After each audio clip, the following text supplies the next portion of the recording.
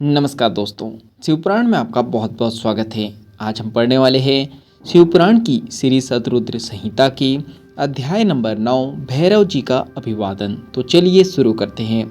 नंदीश्वर बोले, हे सनत कुमार जी, भगवान शिव का आशीर्वाद पाकर भैरव जी कालों के भी काल हुए। उन्होंने अपने प्रभु भगवान शिव की आज्ञा से कपालिक व्रत को धारण किया। काल भैरव हाथ में कपाल लेकर काशी नगरी की ओर चल दिए, परंतु ब्रह्महत्या नामक कन्या उनके पीछे लग गई।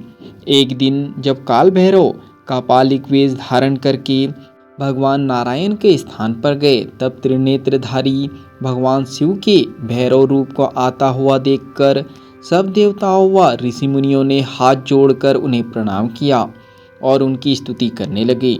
भगवान विष्णु ने अपनी प्रिया देवी लक्ष्मी से कहा, हे देवी, आज हम दोनों धन्य हो गए जो हमने भगवान शिव के काल भैरव रूप का दर्शन किया। इन्हीं ने इस पृथ्वी को धारण कर रखा है। यह भगवान शिव ही शरणागतों को शांति प्रदान करने वाले तथा सभी तत्वों से युक्त है। यही सब प्राणियों के अंतर्यामी और अपने भक्तों को सब कुछ प्रदान करने वाले और उनकी कामनाओं को पूरा करने वाले हैं। इनके दर्शनों से ही मनुष्य सब बंधनों से मुक्त हो जाता है। काल भैरव जी को इस प्रकार भिक्षा मांगते हुए देखकर भगवान श्री हरि विष्णु ने उनसे प्रश्न किया कि हे भगवान, आप तो तीनों लोकों का राज्य प्रदान करने वाले हैं, भला आपको भिक्षा मांगने की क्या आवश्यकता पड़ गई।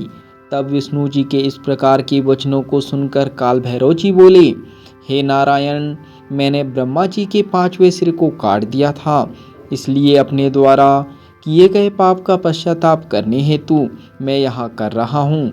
तब काल भैरव के इन वचनों को सुनकर भगवान विष्णु बोले, हे भैरव, आप तो समस्त दुखों का नाश करने वाले विघ्नहर्ता हैं, आप सदा ही लीलाएं करते रहते हैं। तब देवी ने भिक्षा के रूप में मनोरथी नाम की विद्या भैरव जी के भिक्षा पात्र में डाल दी। भिक्षा प्राप्त करके भैरव जी अन्य स्थान की ओर चल पड़े। तभी विष्णु जी ने भैरव जी के पीछे जाती हुई ब्रह्म हत्या को देखा और उससे कहा कि वह शिव जी का पीछा छोड़ दे, परंतु ब्रह्म हत्या ने कहा कि इस बहाने ही मैं शिव जी की सेवा करती हूँ। यह कहकर ब्रह्म हत्या फिर भैरव जी का पीछा करते हुए काशी नगरी के समीप आ गई। वहाँ पहुँचते ही ब्रह्म हत्या पाताल में समा गई और ब्रह्मा जी का सिर भैरव जी के हाथ से छूटकर पृथ्वी पर गिर पड़ा। जिस स्थान पर काल भैरव जी के हाथ से ब्रह्मा जी का 5वां सिर गिरा था, वह स्थान कपाल मोचन तीर्थ के रूप में प्रसिद्ध हो गया।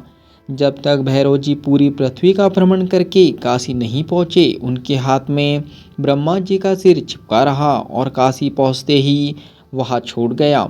इसलिए काशी नगरी को पापनाशिनी माना जाता है और यह सत्पुरुषों द्वारा सदा सेवनीय है। जो मनुष्य शुद्ध हृदय से कपाल मोचन भैरव जी का स्मरण करता है, उनके जन्म जन्मांतरों के पाप नष्ट हो जाते हैं। कपाल मोचन तीर्थ में जाकर विधि पूर्वक पिंडदान और देव पितृ तर्पण करने से मनुष्य ब्रह्म हत्या के पाप से भी छुटकारा पा लेता है।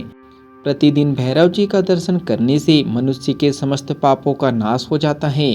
काशी में रहने वाला जो पुरुष कृष्ण अष्टमी के दिन या मंगलवार को भैरव जी के दर्शन करता है, उसके सभी पाप नष्ट हो जाते हैं। यह अध्याय यहीं पर समाप्त होता है। जब तक के लिए कमेंट्स में आप सनातन लिख सकते हो, चैनल को सब्सक्राइब कर सकते हो और बेल आइकन को दबा सकते हो ताकि आने वाला अध्याय आपसे मिस ना हो सके। तो बाकी हम लोग मिलेंगे अगले अध्याय में। जब तक के लिए धन्यवाद।